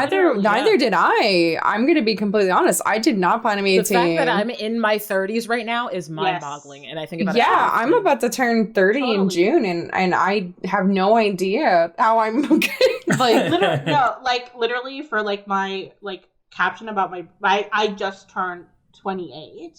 I was like, Oh, happy holy birthday shit. Oh, again. thank you very much. Oh yeah, happy belated birthday. Yeah. Thank you. This is the Piscean is gonna come out of me. I have 2 days left of my damn season, so I'm gonna fucking use it. Like, you know, I was similarly, and I'm relatively young still. You know what I mean? Like, we're still fucking here, and these are the experiences that we're having in the 2000s, in the 2010s, in the 2020s. You know, like. There is going to be, unfortunately, another young queer person that will probably have similar feelings to what we had 10 so years ago. That's not a long time ago. No, it's really 28. not. Like, I want you all to, like, you know, have that cemented. I am 28. These were the feelings I was having. And, like, we're only just getting this representation of older people in love. I'm about, like, you know, like, as I get towards my 30s and my 40s and whatever, I'm gonna become a fucking elder in the queer community. Like, that's cooked. Sorry, if you don't know Australian slang, cooked is, like, kind of like fucked. But No, I mean, even like 16 to 18-year-old gays are so different. And I'm like, I don't know how to interact with you, but you're doing great. Oh my god. Yeah. Truly. Absolutely. And, like, I think, like, that growing older means we're here, like, means something, like, in that world, but that means something in this one too. No, you know I mean? Like, that is impactful. And, like, the fact that, like, the four of us were kind of like, the fact that we are still here, you know, like, I think I, like, related to, like, a therapist, some, like, white woman with a chunky necklace will tell me it's resilience. But I don't think, like, for me, it's not that. Yeah. Like, me still being here, sure, might be resistance, but most of the time I think it's spite. Because I'm absolutely fueled by spite. You know? Like, everything that I'm motivated by is spite. Yeah. I'm not even gonna lie. I don't care how toxic that sounds. It's queer spite. It is queer spite for the way that, like, people treat queer people even today. Even today. No space for tone policing. No, absolutely. Like, even today. And, like, you know, and I think part of it, and I think this episode shows that too, in that scene where they're eating strawberries, it's the pockets of joy. It is those, like, little pockets of queer joy that you just have to hold on to. Tomorrow comes, and the next day comes, and older still means we're here. I think that's what this episode means to me, is holy shit, if they had a chance of the apocalypse, even though they're, like, white cis gay men, maybe I have a chance in this world. Yeah, that's why it's so important to have queer storytelling and queer joy in media, because it's even, like, for us right now, being, like, you know, in our late 20s or early 30s, like, it's also something for teenagers to watch and see older queers and be like, oh, I have a future. This is a possibility for me. That's why it's so important to tell those stories and have that representation, so, like, people can see themselves in older queers, so that it gives them hope. Yeah. And there are going to be so many, like, future writers or directors who are going to be able to, like, point to this and be like, this was the moment that I knew that, like, this story could be told, and that, like, there could be more of it. It's like how, you know, just as an example, like, Rebecca Sugar with Steven Universe, with the storyline with Ruby and Sapphire Garnet, like, that really set up, like, a lot for other, like, shows, like She-Ra, you know? Right. She-Ra is able to be, like, I mean, those shows both on their own also, like, have issues and shit. They're not, like, by any means perfect, but, like, it's definitely, like, Steven Universe definitely helped She-Ra be what it is. And then you also have Owl House, right? You know, and, like, there's more and more, I mean, not as much in comparison to, like, not queer media, but there's more and more queer rep in, like, unashamed, like in your face, like queer rep too. I watch a lot of that shit too because I feel like having queer rep now as an adult is like, I don't know, it hits me like why it's like healing kind of in a way. It's like, wow, I wish I had this growing up. And then I think about how great it is that that shit's accessible to like younger queers so that they can see that and they can be like, oh, there's nothing wrong with me, you know, because it's also that, you know, like having that representation. Totally. I think maybe it'll be something to talk more of in episode 7, but it's like so interesting to have kind of like the young queer love and the older queer love, and like when you sit in between those two life stages, it for me it felt like a little bit of whiplash. I don't know what it was. I personally, like, this episode for me is beautiful and bittersweet, but there was also something about episode 7 that like I think really like took my stomach and shook it, you know? This episode I felt like in the back of my throat, like when you're about to cry and you're really trying not to. Episode 7 shook my stomach, like shook my core, because I think it's like two ends of like what I can have and what I could have had. Yeah. You know what I mean? Does that make sense? Yeah, that does make sense. Yeah, because like episode 7's like the love that could have been, but wasn't. Yeah, like whether it's because like, you know, if you come out later in life or you know, live in a place where that couldn't have been possible, or you didn't know, like you were like the token gay kid in your school, if that was your case, like you can't, like having that really, I don't know, that like, I don't like the terminology of like pure and innocent, but like that kind of like first, you know, seedling of love, I guess, kind of like opposite of what Bill, I guess, would had experienced in the end, you know, of like he found love, but he found it a lot older. And I think, you know, there is a really unique experience of when you're young and you find love for the first time, I think. Yeah. Well, as the elder person in 35 in September, I truly feel like in the middle of these scenarios, I'm closer to Bill and Frank at the beginning of their love story than I am to Ellie. And for me, what I see in this is, first of all, to see a future for me at my age is beautiful. But also, I just think it's really... I hope that one day that we'll have discussions about this episode and we'll talk about how big a deal it was or whatever. But then I hope we like shit on it. You know what I mean? Yeah, like I hope that like we have so much like really good, well done representation that like, I mean, it was good for then, but like I hope that I have to explain in context how big of a deal it is. Like I find joy in having to explain to people why I liked Will and Grace. Like I love that. It's like, because you have enough now that this is not all. You know what I mean? You don't have to like swallow this. Yeah. I know exactly what you're saying. Yeah. I just hope, especially with everything going on now, that this is going to be like... Yeah, it's so it's so important right now because like we mentioned it briefly, but there's so much like anti-trans, anti-queer like legislation and like rhetoric that's being like pushed right now, like especially like starting in schools and spreading through them now, and like it's extending to libraries and shit, like literally book banning and stuff, and it's it's so important to have like the storytelling and shit. Yeah, totally. Yeah. And then to continue of it and have even stronger storytelling and more like impactful shit. Because like you've said, like it's just, there's been so many queer stories about like white queers. Like it's been done and done and done and done. And like this is probably like one of the best that's been done. There's still like problems with it, but like they could do better. Like they could do more than that. Yeah. Totally. Yeah.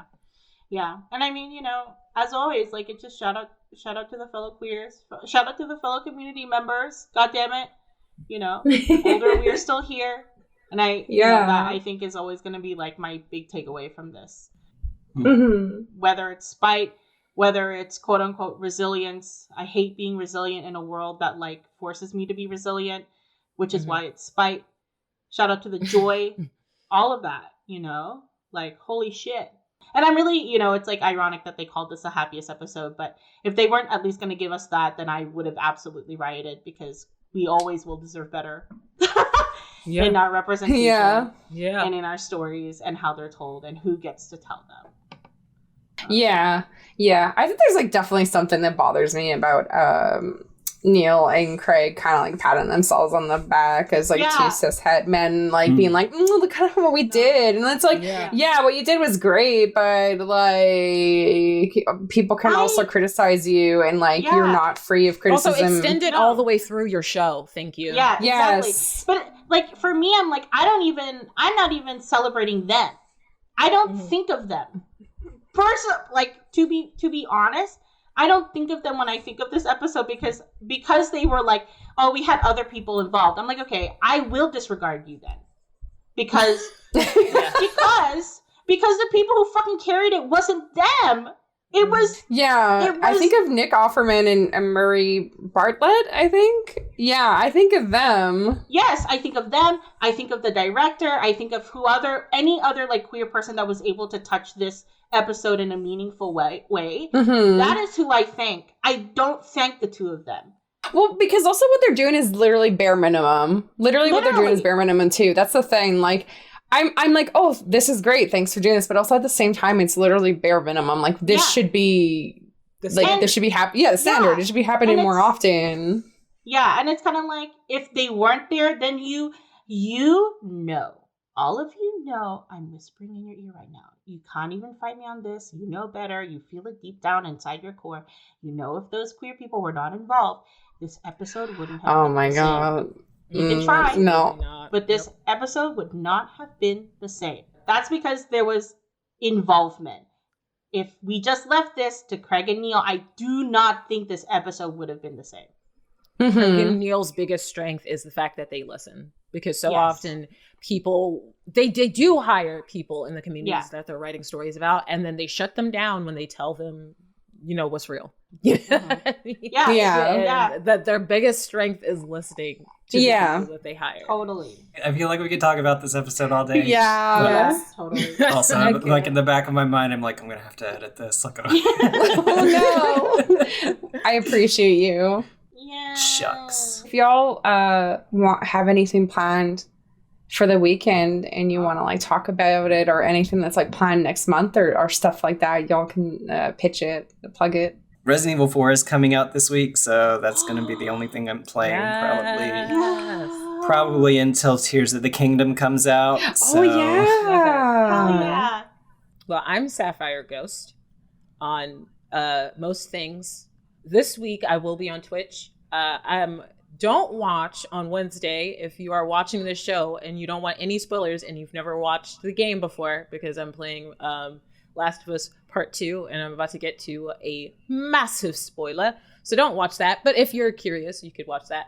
And then on Wednesday we'll do like some cozy game or whatever. But then the plan is to also stream Resident Evil 4 Remake. So heck yeah. And I'll probably have TikToks up before they ban it.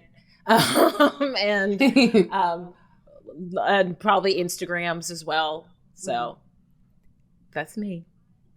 I'm Clore. I use they them pronouns. And what do I have on? I'm playing Beacon Pines. Very cute. Very scary. If you want to come hang out, I have the Clarification Station on the Twitch. If you want to see me yelling, but text, you can follow me on Twitter, the Clore Station. Sometimes I post my face there. Equally as valid and equally as great content as each other. So come hang, I guess. The station is open now, baby. Heck yeah. I'm Nyreen. My pronouns are they, them. And right now I'm doing nothing. I'm just vibing. Hell yeah. I got nothing planned. Yeah. So, I mean, if you want to find me, I'm Nyreen _ on Twitter and Twitch. And I'm Nyan Nims on Instagram and TikTok. Although I'm not super active right now. But if you want to go check it out, you can. Yeah. Thanks for listening. And thank y'all for talking about this very queer episode. Yeah. Thanks for listening. Yeah. Have some strawberries. Yeah. I literally have strawberries. I'm going to eat some after this and cry a little. Bye. Bye.